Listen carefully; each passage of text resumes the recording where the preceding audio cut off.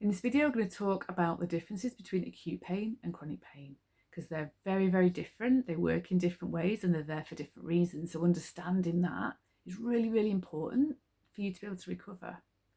So my name is Lindsey Ford. I'm an occupational therapist and I'm a pain and TMS coach. So I help people to recover from chronic persistent pain conditions and TMS.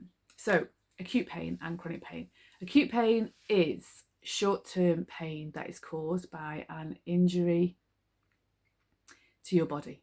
So if your tissues get damaged, they will send messages up to your brain to say, whoa, there's some tissue damage here, there's a cut here, there's a break here, there's a burn here, you know, you need to do something about it, take action. And it's always, this message is telling your brain, this is the information of what's going on here. Your brain doesn't actually have any information apart from what we give it, from our external senses and from our thoughts. That's the only information our brain can go off, okay? So with this information, it then makes a decision, what shall I do about it? Do I need to respond or not? Okay, and if it feels that it's important enough, it'll respond by sending out pain, sending out inflammation, sending all the sort of hormones and things that need to kick off to deal with that situation.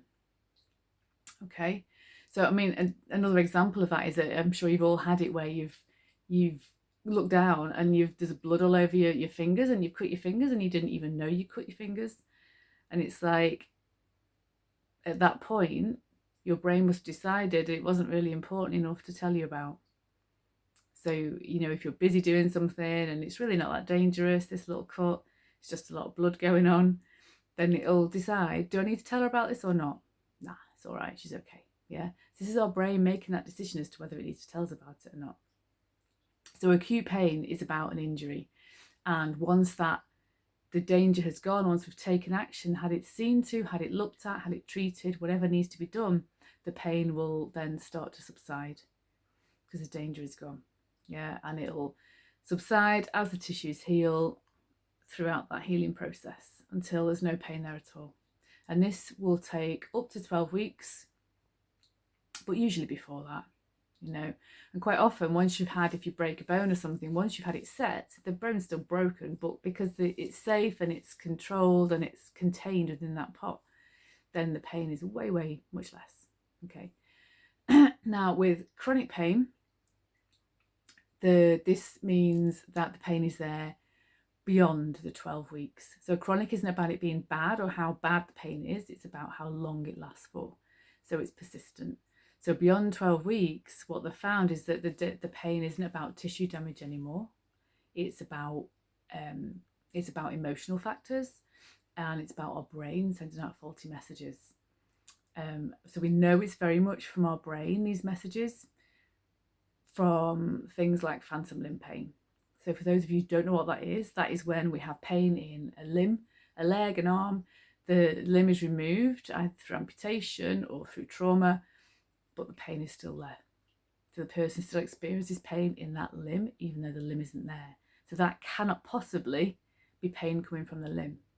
So the pain is coming from our brain, yeah? So we know, and other things as well, you know, we know that the pain is always created by our brain. There's been many, many experiments done to show this, how our brains create pain.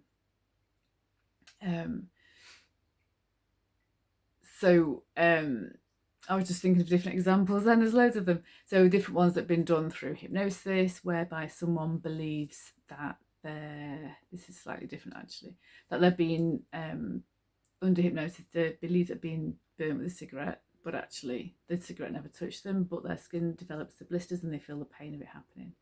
Other one where they're rigged up to apparatus where they believe there's going to be electrical current sent through the head.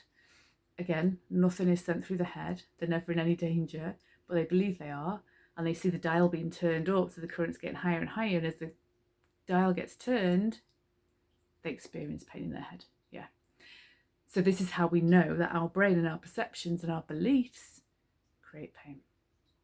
So chronic pain, persistent pain, is very much about our brain. So in order to deal with that, we need to work with the brain, not with the body, which is why traditional ways of dealing with chronic pain, which is very much about dealing with the body, replacing parts, surgery, that sort of things, aren't terribly effective on a long-term basis. You may get temporary relief, but long-term they don't tend to work because you're just sticking a plaster on it. You're not dealing with the underlying cause, which is about your emotions and the messages your brain is sending out. And that's what we need to work with. So that's a really, really important distinction and really important to understand about chronic pain versus acute pain. Now, the thing with chronic pain and acute pain is it's still a danger message. It's always a danger message, and it's saying there's something not right. You need to sort it out, okay? And with chronic pain, it's very much the same. It's still a danger message, but rather than it being about physical tissue damage, it's about emotional danger.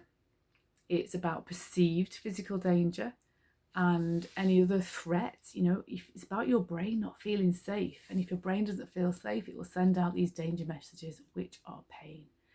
So a big part of the recovery process is about working out why your brain doesn't feel safe and helping it to feel safe and calming down any of those danger messages, calming down all of that stress response with the fight or flight and the adrenaline, the cortisol and all this stuff that's flying around, calming all of that down and allowing your body to come back into sort of homeostasis. Otherwise, what's happening is your body's just running on high alert constantly, which is then fueled and exacerbated even more by the pain. So it kind of becomes this cycle.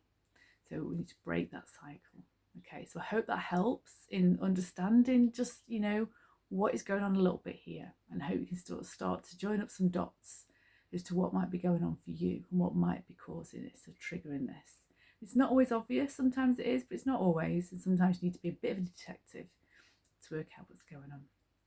But yeah, you take care, and I hope you have a low pain day.